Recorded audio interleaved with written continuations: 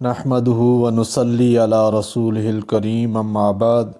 اعوذ باللہ من الشیطان الرجیم بسم اللہ الرحمن الرحیم ان اللہ فالق الحب والنوى یخرج الحی من المیت ومخرج المیت من الحی ذالکم اللہ فانا تؤفکون۔ اللہ ہے کہ پھوڑ نکالتا ہے دانہ اور گھٹلی، نکالتا ہے مردہ سے زندہ اور نکالنے والا ہے زندہ سے مردہ، یہ ہے اللہ، پھر تم کدھر بہکے جاتے ہو۔ سورہ انعام آیت نمبر 95۔ خلاصہ تفسیر: بے شک اللہ تعالیٰ پھاڑنے والا ہے دانے کو اور گھٹلیوں کو،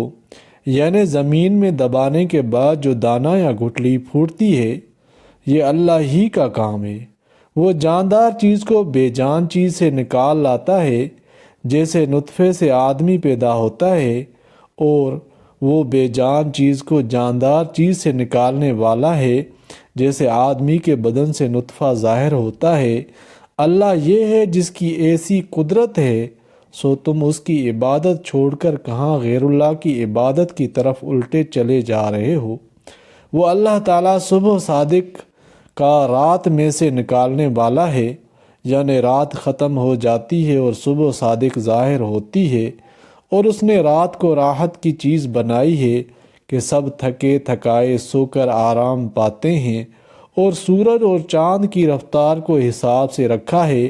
یعنی ان کی رفتار منضبط ہے جس سے اوقات کے انضباط میں سہولت ہو، یہ کہ حساب سے ان کی رفتار ہو،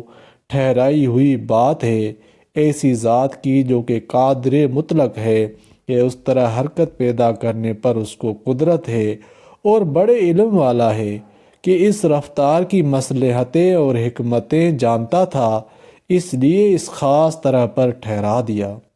اور وہ اللہ ایسا ہے جس نے تمہارے فائدے کے لیے ستاروں کو پیدا کیا، اور وہ فائدہ یہ ہے تاکہ تم ان کے ذریعے سے رات کے اندھیروں میں خشکی میں بھی اور دریا میں بھی راستہ معلوم کر سکو۔ بے شک ہم نے یہ دلائل توحید و انعام کے خوب کھول کر بیان کر دیے ہیں، اور گو پہنچیں گے سب کو مگر نافع انہی لوگوں کے لیے ہوں گے جو بھلے برے کی کچھ خبر رکھتے ہیں، کیونکہ غور ایسے ہی لوگ کیا کرتے ہیں۔ اور وہ اللہ ایسا ہے جس نے تم سب کو اصل میں ایک شخص سے کہ آدم علیہ السلام ہیں پیدا کیا۔ پھر آگے تو توالد و تناسل کا اس طرح سلسلہ جاری چلا آ رہا ہے کہ تم میں سے ہر شخص کے لیے مرتبہ مادے میں ایک جگہ زیادہ رہنے کی ہے، یعنی ماں کا رحم، اور ایک جگہ چندے رہنے کی، یعنی باپ کی پشت، لقولہ تعالی آیت نمبر من بین الصلب۔ بے شک ہم نے یہ دلائل بھی توحید و انعام کے خوب کھول کر بیان کر دیے ہیں، عام طور پر، مگر ان کا نفع بھی مثل سابق انہی لوگوں کے لیے ہوگا جو سمجھ بوجھ رکھتے ہیں۔ یہ تفصیل ہو گئی یخرج الحی من المیت۔ معارف و مسائل: پچھلی آیات میں کفار و مشرکین کی ہٹ درمی اور حقائق و نتائج سے غفلت کا تذکرہ تھا، اور ان سب خرابیوں کی اصل بنیاد خدا تعالیٰ اور اس کے بے مثال علم و قدرت سے بے خبری ہے۔ اس لیے مذکورہ 4 آیات میں حق تعالیٰ نے غافل انسان کے اس روگ کا علاج اس طرح فرمایا ہے کہ اپنے وسیع علم اور عظیم قدرت کے چند نمونے اور انسان پر اپنے انعامات و احسانات کا ایک سلسلہ ذکر فرمایا، جن میں ادنا غور کرنے سے ہر سلیم الفطرت انسان خالق کائنات کی عظمت اور بے مثال قدرت کا اور اس بات کا قائل ہوئے بغیر نہیں رہ سکتا کہ یہ عظیم الشان کارنامے ساری کائنات میں سوائے خدا تعالیٰ کے کسی کی قدرت میں نہیں۔ پہلی آیت میں ارشاد فرمایا ان اللہ فالق الحب، یعنی اللہ تعالیٰ پھاڑنے والا ہے دانے کو اور گھٹلیوں کو۔ اس میں قدرت کا ایک حیرت انگیز کرشمہ بتلایا گیا ہے کہ خشک دانہ اور خشک گھٹلی کو پھاڑ کر اس کے اندر سے ہرا بھرا درخت نکال دینا صرف اسی ذات پاک کا فعل ہے جو خالق کائنات ہے۔ انسان کی سعی و عمل کو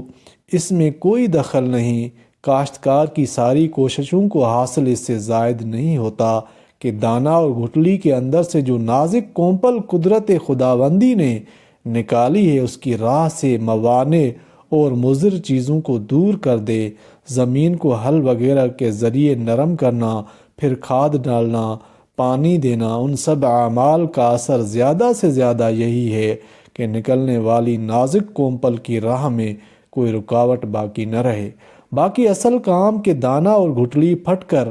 اس میں سے درخت کی کونپل نکلے اور پھر اس میں رنگ برنگ کے عجیب و غریب پتے اور پھر ایسے پھل پھول لگیں کہ انسان کی عقل و دماغ اس کا ایک پتا یا ایک پنکھڑی بنانے سے عاجز ہے۔ اس میں ظاہر ہے کہ کسی انسانی عمل کو دخل نہیں۔ اسی لیے قرآن میں دوسری جگہ ارشاد فرمایا افرأیتم ما تحرثون، یعنی کیا تم ان دانوں کو نہیں دیکھتے جن کو تم مٹی میں ڈال دیتے ہو کہ ان کو تم نے بویا اور بنایا ہے یا ہم نے۔ دوسرا جملہ یہ ارشاد فرمایا یخرج الحی من المیت، یعنی اللہ تعالیٰ ہی بے جان چیزوں میں سے جاندار چیزوں کو پیدا کرتا ہے۔ بے جان سے مراد نطفہ یا انڈا ہے جن سے انسان اور حیوانات کی تخلیق ہوتی ہے۔ اسی طرح جانداروں سے بے جان چیزیں نکال دیتا ہے۔ یہاں بے جان چیزوں سے مراد وہی نطفہ اور انڈا ہے کہ وہ جاندار چیزوں سے نکلتا ہے۔ اس کے بعد فرمایا ذالکم اللہ فانا تؤفکون، یعنی یہ سب کام صرف ایک اللہ تعالیٰ کے لیے اور بنائے ہوئے ہیں، پھر یہ جانتے بوجھتے ہوئے تم کس طرح بہکے چلے جا رہے ہو کہ خود تراشیدہ بتوں کو اپنا مشکل کشا اور حاجت روا معبود کہنے لگے۔ اللہ تعالیٰ نے گویا کہ اس آیت میں توحید کا ایک نچوڑ اور انسان ذات کی رہنمائی کے لیے اعلیٰ اور باریک بین و لطیف اشارے بیان فرمائے ہیں تاکہ مشرکین جو ہے وہ توبہ طائب ہو اور سمجھیں اور مسلمان کا کامل یقین ہو جائے۔ اللہ تعالیٰ قرآن پاک کو سمجھنے عمل کرنے کی توفیق عطا فرمائے۔ آمین یا رب العالمین۔